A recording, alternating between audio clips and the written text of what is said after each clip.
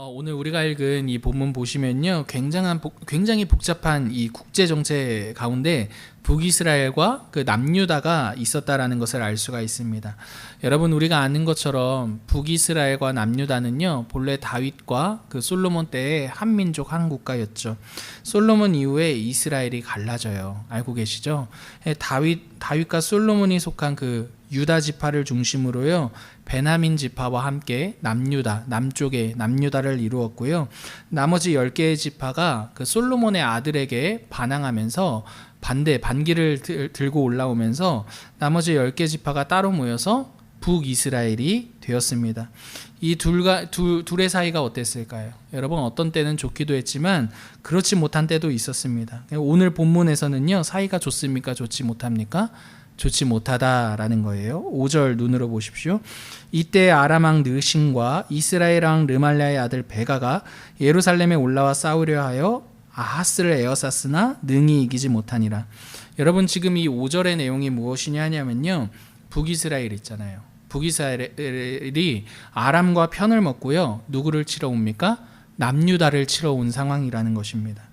아람은 늘 항상 남유다를 호시탐탐 노렸는데요, 서로 간에 이길 때도 있고 질 때도 있는 그런 양국 간의 관계에 있었습니다. 그러니까 아람 입장에서는 지금 이 비등비등한 이 관계, 이 저울을 확 자기 쪽으로 무게추를 옮길 수 있는 기회가 온 거죠. 그게 무엇이죠? 북이스라엘과 편먹고 남유다를 침공하는 것입니다. 근데 이는 북이스라엘 입장에서도 마찬가지죠. 이게 봤을 때 남유다, 이거 통일 한번 이루어야 되는데, 뭐 이런 생각을 하고 보았을 때 아람과 지금 편먹어갖고 남유다 딱 이 기회에 치면 우리 쪽으로 조금 더 승기가 유리하게 오겠지. 이런 어쨌든 정치적인 판단을 가지고 지금 북이스라엘과 아람이 편을 먹고 남유다를 치러 왔다라는 것입니다. 물론 아람과 북이스라엘이요, 남유다를 아주 쉽게 막 가지고 놀듯이 이렇게 쳤던 것은 아니었습니다. 근데 그럼에도 불구하고 어쨌든 2대1로 싸우는데 누구 쪽에 더 승기가 가 있습니까? 지금 북이스라엘과 아람 쪽으로 승기가 더 가 있다라는 것이죠. 그래서 아람은요, 이전에 자신들이 남유다에 뺏겼던 그 땅을 도로 되찾는데, 그게 6절이에요. 제가 읽어드릴게요. 당시에 아람 왕 르신이 엘랏을 회복하여 아람에 돌리고 유다 사람을 엘랏에서 쫓아내었고 아람 사람이 엘랏에 이르러 거기에 거주하여 오늘까지 이르렀더라. 지금 엘랏이라는 이 도시가 원래 아람 거였는데 남유다에게 뺏겼던 거거든요. 근데 다시 이 엘랏을 되찾아서 거기에 누구 살게 했다? 아람이 아람 사람 살게 했다라는 게 6절의 내용인 거죠. 그러니까 이렇게 승기가 뭔가 아람과 북이스라엘 쪽으로 이렇게 점점점 기울게 되니까 이 남유다가 가만히 있을 수 있겠습니까? 주변국에 또 다른 주변국, 강대국에게 도움을 요청하는데 그게 바로 아수르라는 거예요. 우리 7절 같이 읽어볼까요? 7절입니다. 시작. 아하스가 아수르 왕 디글랏 빌레셀에게 사자를 보내 이르되 나는 왕의 신복이요 왕의 아들이라. 이제 아람과 이스라엘 왕이 나를 치니 청하간대 올라와 그 손에서 나를 구원하소서 하고, 지금 남유다 왕 이름이 뭐냐면 아하스입니다. 아하스가 승기가 저쪽으로 넘어가는 게 보이니까 자신의 어려운 형편을 보고 지금 아수르에게 손을 내미는 것이죠. 근데 도움을 요청할 때 그냥 우리 좀 도와줘 뭐 이러면 될 것 같은데, 그 아하스의 말을 한번 주목해 보십시오. 조금 요상해요. 뭐라고 아수르 왕을 향해서 말하고 있습니까? 내가 당신의 무엇이며 당신의 신복이며 당신의 무엇이다? 아들입니다. 이렇게 말하고 있다라는 것이죠. 여러분, 지금 아수르 왕에게 아하스가 이런 표현을 썼다라는 것은요, 단순히 이 도움을 요청하는 수준의 선이 아니라요, 아수르 왕에 대한 신앙 고백이라는 것을 여러분 생각해 볼 수가 있다라는 겁니다. 지금 이 형편에서, 지금 이 상황에서 지금 아하스가 누구를 절대적으로 의지하고 있다라는 것입니까? 아수르 왕을 절대적으로 의지하고 있는 이 표현이 당신의 신복이요 당신의 아들입니다 라는 표현이라는 것입니다. 여러분, 이 단순한 이 말에 아수르 왕이 움직일 정도의 그런 사람이 아니었어요. 그의 준하는 보상이 무엇인지까지 기다리고 있었더라는 것입니다. 그러니까 아하스가요, 아수르 왕에게 이 말로만 하지 않습니다. 뭘 긁어다가 바칩니까? 성전과 자신의 왕궁에 있는 모든 은가금을 가져다가 아수르 왕에게 예물로 바친다라는 거예요. 그 예물을 받은 아수르 왕이요, 아람의 수도를 공격하는데 그 수도가 어디입니까? 다메섹이죠. 다메섹을 치고 아람의 왕 르신을 죽이면서 오늘 이 본문에 등장하는 이 전쟁은 그렇게 막을 내립니다. 막을 내려요. 사랑하는 성도 여러분, 여기까지의 이 내용을 간략히 우리가 훑었으니까요. 지금 남유다가 처해 있는 이 국제 정세는 가만 보면요, 오늘 우리나라와도 매우 흡사하다라는 것을 알 수가 있죠. 그지 않습니까? 여러분, 북이스라엘과 남유다 이렇게 남과 북으로 나뉜 것처럼 우리나라도 지금 어떻게 나뉘어져 있죠? 남과 북으로 나뉘어져 있다는 것을 우리가 알고 있죠. 뿐만 아니라 북이스라엘과 남유다와 마찬가지로 우리 역시도요, 북한 서로 간에 주변 강대국의 힘을 빌려서 서로를 견제하고 있는 것 아닙니까? 북한은 지금 중국과 러시아 힘 빌려서 견제하고, 우리는 지금 미국 이런 미국과 또 우방국을 통해서 북한을 견제하고 있고, 여러분 굉장히 흡사하다라는 것을 알 수가 있는 거죠. 그러니까 지금 이 성경 속에서의 이 내용, 그 서로 간의 동족끼리 강대국의 힘을 빌려서 서로를 견제하고 미워했던 그때의 그 비극이 그때만이 아니라 실은 언제도 지금 이어지고 있다? 오늘도 이어지고 있다라는 게 오늘 본문을 통해 우리가 알 수 있는 내용이라는 것입니다. 여러분, 이 장면을 볼 때 우리가 생각해 볼 수가 있는 거예요. 역사는 어떻게 된다? 반복된다. 여러분, 역사는 반복됩니다. 그래서 전도서 보면 그 전도자가 뭐라고 말합니까? 해 아래 새 것이 있다 없다? 야, 해 아래 새 것 없어. 그냥 상황이 바뀌고 뭐가 더 좋아지는 것 같아 보여도 사실은 해 아래에 있는, 죄 아래에 있는 이 역사의 반복을 통해서 우리가 알 수 있는 것은 우리가 죄 아래 새 것 없이 살아가는 인생이구나 라는 것을 마주하게 된다라는 것이죠.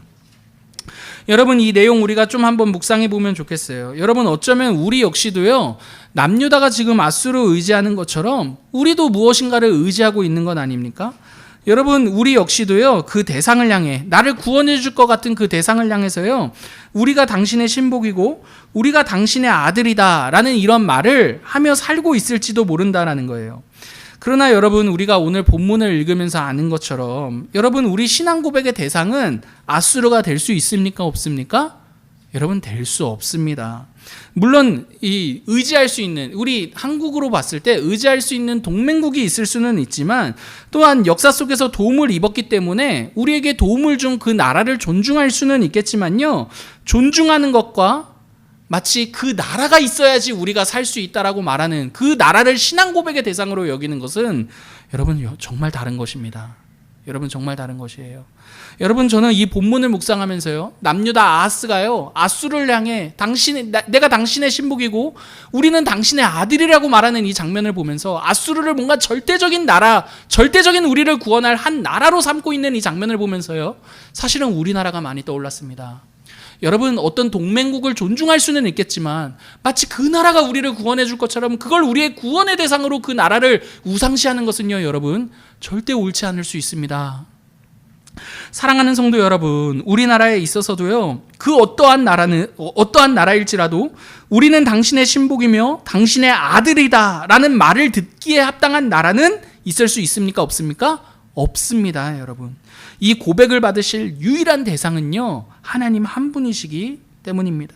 여러분, 이건 단순히 우리나라가 국제정세 속에 갖춰야 될 어떤 자세일 뿐만 아니라 우리 개인의 삶에 있어서도 마찬가지라는 거예요. 우리의 삶에 있어서요, 이것만 있으면 내 삶이 좀 해결될 수 있을 것 같은데, 저것만 해결되면 내 삶이 좀 잘 될 수 있을 것 같은데, 여러분, 이런 것들이 있을 수 있습니다. 근데 여러분, 그거 아십니까? 진짜 이것만 있으면 내 삶이 좀 나아지고 이것만 있으면 내 삶이 좀 괜찮아질 것 같은데 하는 그 대상이 바로 우리의 신앙 고백을 받는 대상이라는 것을 알고 계십니까, 여러분? 여러분, 우리가 티를 내고 그것들을 대상으로 우상으로 섬기고 있지는 않을지 모르지만 여러분, 우리 마음을 한번 보십시오. 진짜 이것만 있으면 해결될 것 같은데 그 마음이 바로 여러분, 우리도 모르게 은밀히 그 대상을 아주 섬기고 있는, 그 대상을 우리의 신앙 고백의 대상으로 여기고 있는 태도라는 것을 생각해 볼 수가 있습니다. 왜 그렇습니까, 여러분? 그게 있을 때 비로소 내 인생이 잘 풀릴 것이란 생각을 하고 있기 때문입니다. 그러나 여러분, 우리 인생은요, 내가 진짜 바라는 그거 있잖아요. 이것만 있으면 될 것 같은 그거 있잖아요. 여러분, 그게 있을 때 비로소 풀리는 게 아니라 하나님이 계심으로써 풀리는 것입니다. 여러분, 우리는 내가 바라는 것, 내가 진짜 바라는 그것의 신복도 아니고요, 그것의 아들도 아니라는 것을 명심하시기를 바랍니다. 우리는 누구의 신복입니까? 하나님의 신복이죠. 우리는 누구의 아들입니까? 누구의 자녀입니까? 하나님의 자녀입니다. 이게 무슨 말이죠? 우리의 삶을 책임지시는 분이 바로 하나님이시라는 말입니다. 진짜 이것만 있으면 될 것 같은 그게 우리를 책임지는 게 아니라, 여러분, 진짜 하나님이 우리를 책임지신다라는 것을 기억하시기를 바랍니다. 여러분, 이어지는 아하스의 이 모습, 남유다 왕 아하스의 모습은요, 우리에게 신앙 고백의 대상이 왜 그토록 중요한지를 보여준다라는 거예요. 10절과 11절 우리 같이 한번 읽어보실까요? 10절과 11절입니다. 아하스 왕이, 시작.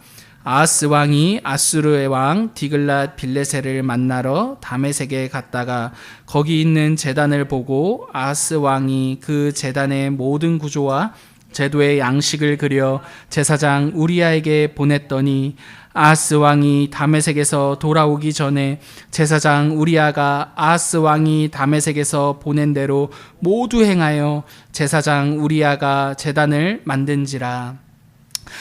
아하스 왕이요, 다메섹에서 이제 모든 전쟁을 끝내고 거기에 있는 아수르 왕을 만나러 가요.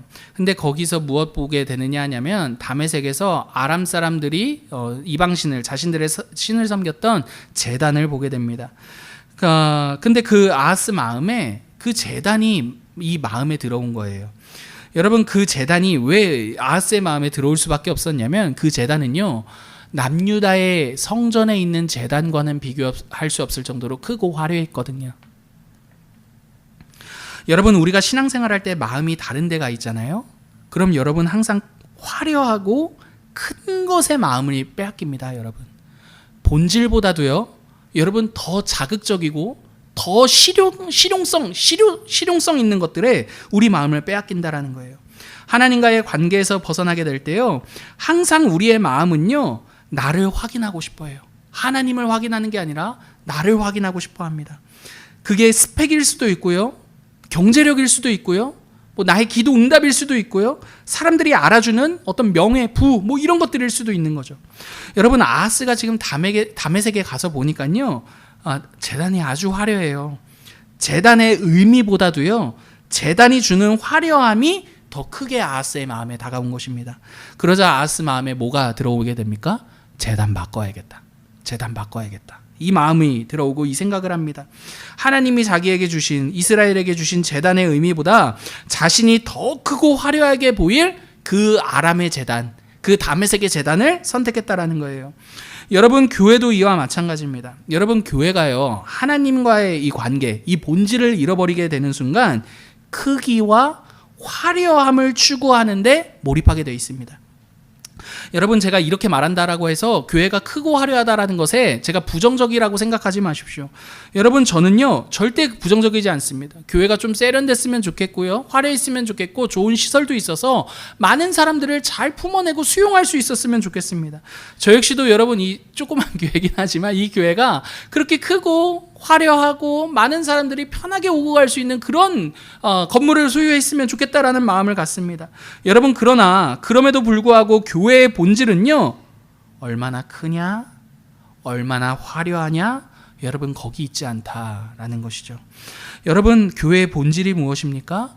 하나님께서 교회로 우리를 부르신 그 하나님, 부르신 그 하나님이 교회의 본질이라는 거예요. 여러분, 그래서 교회가 몰입해야 할 것은요, 여러분, 다른 거 아니라 누구입니까? 하나님 몰입해야죠. 교회가 크고 화려하고 내가 누구인지 증명해낼 수 있는 어떠한 부산물이 아니라 진짜 그 하나님 몰입해야 된다라는 겁니다. 왜요? 교회의 본질은 우리를 부르신 그 하나님 자신이시기 때문인 거죠.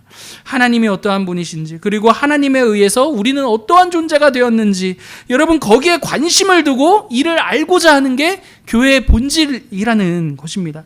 여러분 이렇게 아하스가 제단을 자기 마음대로 바꿔요. 더 화려한 제단으로 성전의 제단을 바꾸는데요, 여러분 이건 그냥 바꿨다 이런 차원이 아니라요, 기존의 번제 방식을 버리고요, 그 큰 제단에 큰 제사를 내가 드려보겠다, 여러분 이런 의미였다라는 거죠. 15절 한번 읽어보겠습니다. 15절입니다. 시작.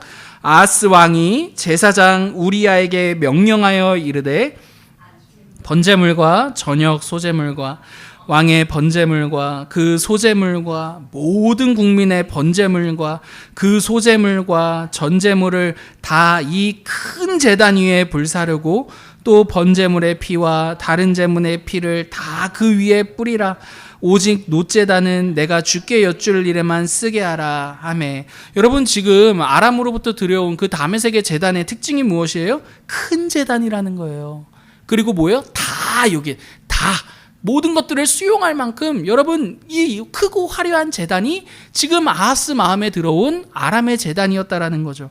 그러고서 놋제단은 성전에 하나님 주신 제단이거든요. 놋제단, 볼품없는 그 제단은 어떻게 하래요? 내가 나중에 쓸 일 있으면 쓰게 쪘다 치워놔, 이렇게 말하는 거죠. 여러분 지금 아하스 왕이 하는 일이 무엇입니까? 기존에 하나님이 주신 그 제사의 모든 질서를요 바꾸는 거예요. 크고 화려한 제단에 큰 제사 드림으로써 하나님이 주신 제사, 하나님이 주신 질서를 대신하겠다라는 겁니다. 여러분 이러한 아하스의 선택은요, 하나님께서 우리 안에 정해두신 모든 질서를 망가뜨리는 것입니다. 왜 그렇습니까 여러분? 우리가 아는 것처럼 성전의 기구 하나하나, 그 위치 하나하나, 모든 순서가요, 누가 이스라엘에게 주신 겁니까? 하나님이 주신 거거든요. 여러분 이거 이스라엘이 좋은 대로 둔 거 하나도 없습니다. 모두 다 하나. 심지어 그 재료조차도 누가 정해주셨다? 하나님이 정해주신 것이라는 거죠. 그러므로 여러분 성전의 기구와 성전의 이 모든 내용을 통해서 이스라엘에게 전달되는 가장 중요한 의미 하나 꼽으라면 무엇인 줄 아십니까 여러분? 하나님 중심입니다 여러분. 성전의 의미가 이스라엘에게 가져다주는 질서와 의미는 하나님 중심이라는 것이죠. 여러분 우리 삶의 질서가요, 누구 중심이 되어야 됩니까? 하나님 중심 되어야 되는 게, 그 성전의 기구와 성전의 의미를 통해 하나님이 오늘날 우리에게 말씀해 주시는 내용이 되는 겁니다. 그래서 여러분 이스라엘에 항상 성전이 있었잖아요. 그 성막부터 성전까지 이어진 거 아닙니까? 여러분 성막과 성전은요 항상 이스라엘의 중심에 있는 것입니다. 그럼으로써 누가 이스라엘의 중심이 되시는 것입니까? 하나님이 우리의 중심이시지라는 그 신앙의 고백이 성전을 통해 계속해서 흘러나갔다는 것인 거죠. 그런데 여러분 지금 아하스가요 제단 하나 딱 바꿈으로써 어떻게 되는 것입니까? 하나님 중심을요 누구 중심으로 바꿔요? 사람 중심으로 바꾼다라는 것입니다. 성전의 질서를요 사람 중심으로 바꿨습니다. 그래서 어떻게 바뀌어요? 내가 얼마나 여기서 큰 제사 드릴 수 있는지, 내가 얼마나 하나님 위해 큰 봉사할 수 있는지, 내가 얼마나 하나님 위해 큰 희생을 갖다 바쳐낼 수 있는지, 자기 자신을 더 크게 만든 게 이 제단의 의미였다라는 거죠. 그래서 여러분 이어서 내용이 어떤 내용들이 등장하냐면, 정결 예식으로서 중요했던 물두멍과 놋바다를 다 치워버리고서요 사람의 위대함만 더 높이게 만듭니다. 뿐만 아니라요 아하스의 선택은요, 그 성전에서 가장 높은 이, 성전에서 예배받고 가장 높은 이가 누구이시죠? 하나님이시잖아요 여러분. 근데 그 하나님을 누구로 바꿨느냐 하면 아수르 왕으로 바꾸게 됩니다. 그게 18절 눈으로 보시면 왕의 낭시를 치우는데, 이게 무슨 의미냐 하면 아수르 왕에게 거슬리지 않게 모든 것을 정리하는 의미입니다. 여러분 왕의 낭실이 무엇이냐 하면 이스라엘 왕이 그 성소 앞에 서는 거예요. 왕의 자리인 거예요. 그러니까 왕이 성전에 섬으로써 어떤 의미가 되냐면, 왕이 왕께 경배해. 그러면은 이스라엘의 진짜 왕이 누구이신 거죠? 하나님이시라는 의미가 왕의 낭실이 갖는 의미였다라는 것입니다. 솔로몬 성전 때 왕의 낭실이 생기거든요. 근데 그 낭실을 치워요. 치우면서 왜요? 왜 치웠다 그래요? 지금 아수르 왕에게 거슬리게 될까 봐 치우게 됐다라는 거죠. 여러분 이게 무슨 말입니까? 지금 이 성전의 진짜 왕, 아수르 왕 당신이십니다. 이거 말하려고, 이 메시지 주려고 이러한 일까지 했다라는 것이죠. 사랑하는 성도 여러분, 오늘 여기까지 이 본문이 우리에게 주는 교훈이 무엇입니까, 여러분? 여러분, 우리의 신앙 고백이 하나님이 아니라 다른 거에 가 있잖아요. 여러분, 우리의 신앙 고백이 진짜 하나님이 아니라 다른 거에 가 있잖아요. 우리 삶의 모든 질서가 엉클어진다라는 것입니다. 여러분, 신앙 고백이 이렇게 중요한 것이죠. 여러분, 목사인 제 자신이 앞에 나와서 아무리 많은 이야기를 해도 제 신앙 고백이 다른 데가 있으면 여러분, 여기서 어떤 무엇이 나올 수 있겠느냐라는 것입니다. 여러분, 삶의 질서가 엉클어지는 순간, 삶의 질서가 엉클어지는 순간 여러분, 절대로 삶은 행복해질 수가 없습니다. 왜 그렇습니까, 여러분? 우리가 알잖아요. 여러분, 우리는요, 하나님께서 창조하신 그 창조의 질서 안에 있을 때 비로소 행복한 존재이기 때문인 거죠. 여러분, 왜 모두가 신라건을 이야기합니까? 왜 모두가 에덴 동산, 그때 그 순간을 왜 모두가 그리워합니까? 여러분, 하나님을 믿지 않는 사람도요, 여러분, 지금 오늘 현세를 살아갈 때 이 세상이 뭔가 잘못되어 있다라고 말하는 사람들이 있죠. 여러분, 그 사람들이 뭔가 잘못되어 있다라고 말하는 이유가 무엇입니까? 뭔가 이것보다는 진짜 행복이 있다라고 염두에 두고 있기 때문이 아니냐는 말이죠. 여러분, 이 행복하지 않은 이유 무엇입니까? 여러분, 진짜 질서가 있어요. 무엇이든지 정말 질서가 있습니다. 이 질서가 흐트러질 때 우리가 행복하지 않다라고 느끼는 거예요. 마음의 질서가 흐트러지고요, 삶의 질서가 흐트러지고요. 여러분, 정말 이 질서라는 게 있다라는 것을 우리가 살면 살수록 알 수가 있죠. 교통 질서를 한번 보십시오. 여러분, 이 진짜 그냥 다니는 이 도로 위에만 다니는 차만 보더라도 여러분, 신호를 따라 멈출 때 멈추고 가야 할 때 갔을 때 비로소 모두가, 도로 위에 있는 모두가 행복합니다. 여러분, 이 질서가 없는 세상은요, 너무나 우리에게 절대로 행복을 꿈꿀 수 없게 만드는 세상인 거죠. 가정 내에서도 마찬가지예요. 부모와 자녀가 있고요, 그죠? 부모가 있고 자녀가 있어요. 질서가 있어요.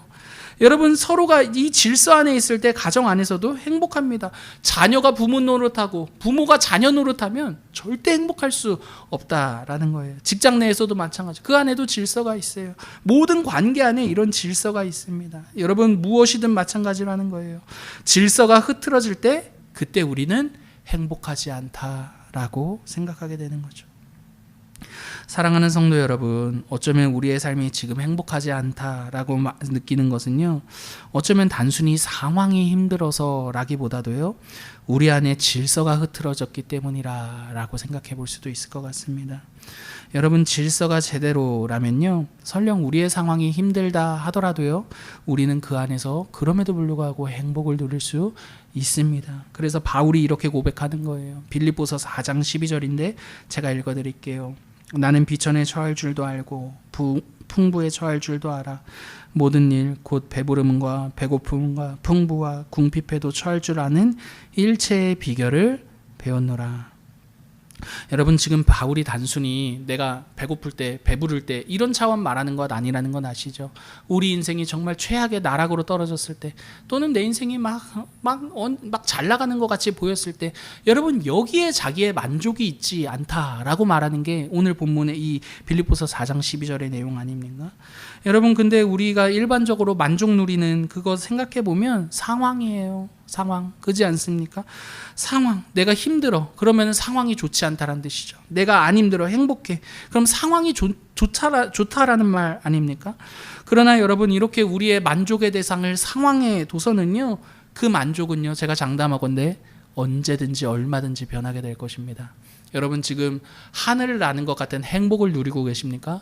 여러분, 만약에 이 하늘을 나는 행복을 누리는 이유가 만약에 상황에 있다면, 여러분, 제가 장담하건대 올해 안에 이 하늘을 나는 것 같은 기분은 언제고 바닥에 떨어질 수 있게 될 것입니다.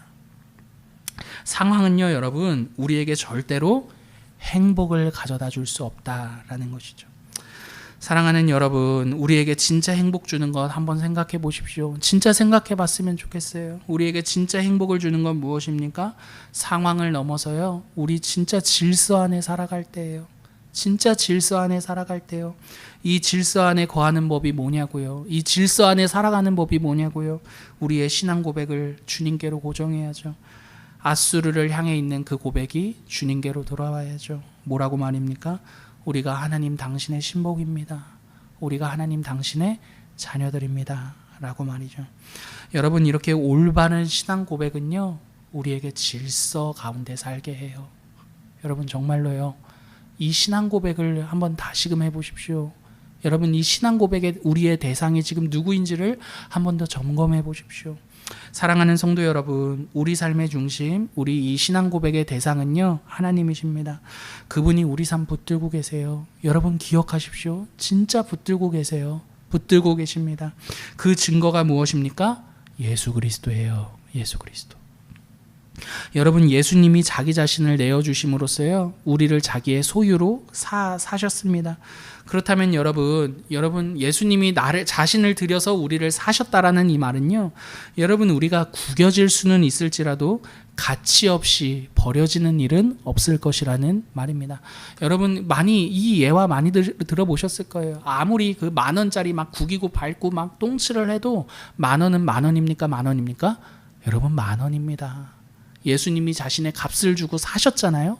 여러분, 그럼 모진 풍파와 어떤 일과 우리의 연약함과 실수와 낙심과 좌절 속에서도 우리는 누구의 값이에요?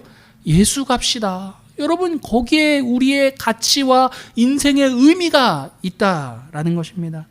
여러분, 예수님이 자기 자신을 내어주심으로써요, 우리를 자신의 영원한 소유로 삼으셨어요. 그리고 우리의 삶에 누구 심으십니까? 하나님 심으시는 거예요. 우리 인생에 하나님 심으시는 겁니다. 그러므로 사랑하는 성도 여러분, 우리의 이 삶이요, 예수님 안에서 하나님의 질서 가운데 사라지고 있음을 기억하시기 바랍니다. 여러분, 야복강가에서 하나님이요, 야곱에게 씨름 걸어오세요. 그 씨름을 걸어오시는 이유가 무엇입니까? 네 신앙 고백의 대상이 누구인지를 걸어오시는 거죠. 여러분, 하나님 우리 가운데 씨름 걸어오세요. 어떻게 해서든지 이 질서 안에 살게 하고자 하시는 거예요. 야곱이 쩔뚝거리게 되었거든요. 여러분, 이전으로 치면, 상황으로 치면 더 안 좋아졌잖아요. 근데 떠오르는 해가 그 이전의 해와 다른 해인 거예요. 새로워진 거죠, 자신이. 그러므로 여러분, 우리 삶의 주인은요, 내가 아니라 누구예요? 하나님입니다. 여러분, 내가 내 인생의 주인인 것처럼 살 때 질서 다 엉클어집니다. 우리 인생의 주인 하나님이세요. 이 말은요, 여러분, 이 난폭스럽고, 뭐야, 내 인생의 주인이 왜 하나님이야, 말도 안 되는 소리 하고 있어, 이 말하고 싶은 게 아니라, 여러분, 우리 삶 우리 스스로 책임져 지덥니까? 여러분, 우리가 우리 삶 주인이 되는 것만큼 비극적이고 정말 무서운 일은 없습니다. 근데 누가 주인 되어 주셔요? 하나님 주인 되셔. 하나님이 포기하지 않고 하나님이 끝까지 그 완성까지 이끌고 가겠다. 여러분, 이것만큼 안심되고 괜찮은 이 내용이 어디 있느냐라는 것이죠. 사랑하는 여러분, 복잡하고 어려움이 많은 우리의 시대에서요, 그럼에도 불구하고 이 하나님의 질서 안에서 평안을 누리시면서요, 하나님 중심의 삶이 우리 삶임을 알아서 그 신앙의 고백의 대상이 하나님이 되었으면 좋겠습니다. 우리는 당신의 신복이고 우리는 당신의 아들입니다. 이런 삶을 살아내시는 저와 여러분 되기를 간절히 기도합니다. 우리에게